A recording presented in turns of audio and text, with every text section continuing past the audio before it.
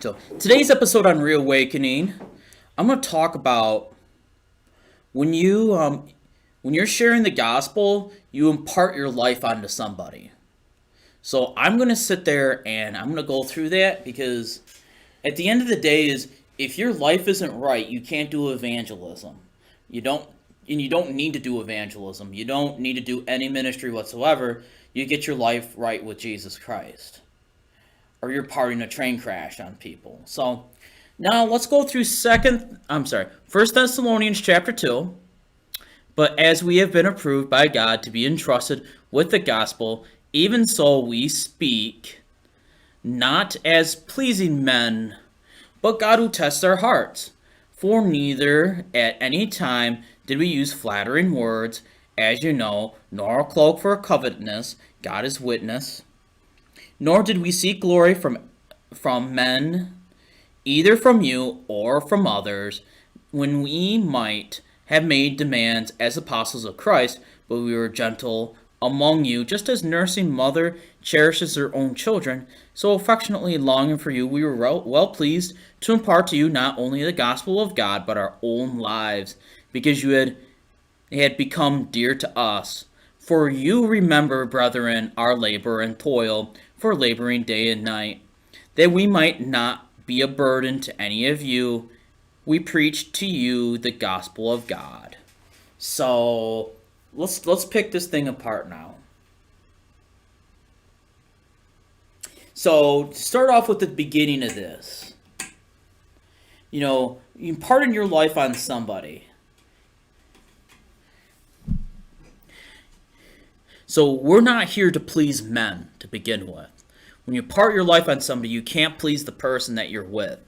You don't want to tickle their ears because, you're only going to leave a person drowning. You don't use flattering words. You won't hear flattering words on this channel. Pretty sure on this show, I don't know what they mean, flattering words. Fraud, do you agree with that? It's not you, Robbie. It's really not. And God is a witness to this. So, and I don't want your glory. I don't want monuments set up to me. I would never want that. I'd be angry if somebody did that. I would actually tear the thing down. So, and anybody who wants that, if somebody else, like an apostle or not, if an evangelist, one of these televangelists, if they want you to set up these like statues, or they want to sit there and what's it called? They want these different things set up for them.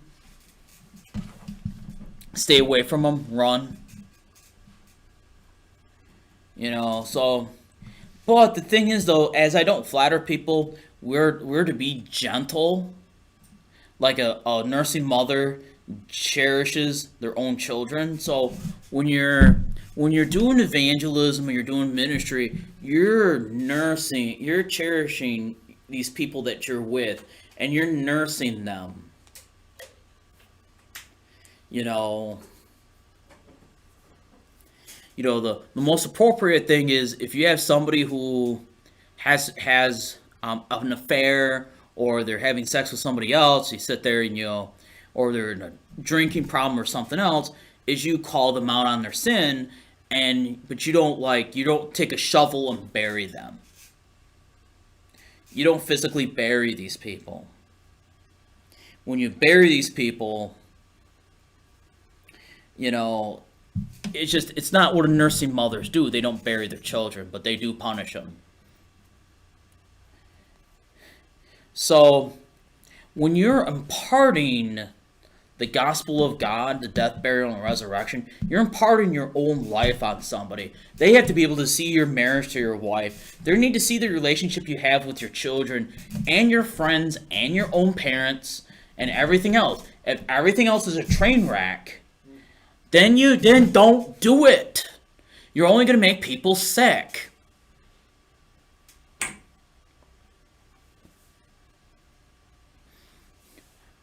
You're only going to sit there and make them sick.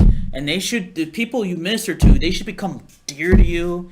They should become like your brothers. You love them. I mean, that's how Paul did it. Guys, I love you. The people who are unsaved that I've ran into, and the people that are saved that I ran into. I love you. Jesus loves you.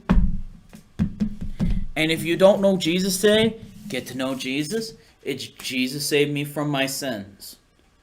Because, if you take a look at every action and every deed you get, you measure it up against the law, what does it tell you? It's pretty bad. If you did everything that was inside your heart or inside your head, it's hellfire. And if you know, and it's whoever calls on the name of the Lord shall be saved. It's Jesus saved me from my sin. I'm going to turn away from my sin and I'm going to trust in Jesus. And if you're not sharing this message, share this message, or you may be sent to hell with the unsaved. Guys, I love you very much. Peace.